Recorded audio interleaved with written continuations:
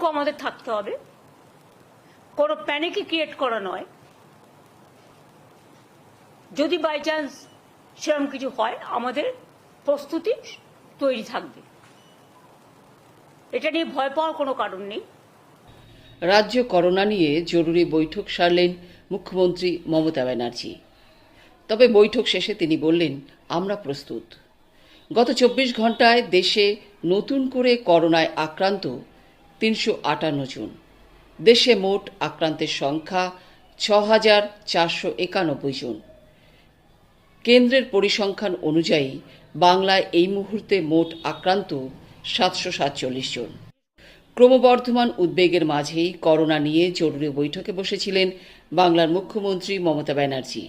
বৈঠক শেষে নবান্ন থেকে জানালেন, কোভিড নিয়ে এখনই ভয় পাওয়ার কিছু নেই, পরিস্থিতির মোকাবিলায় রাজ্য প্রস্তুত।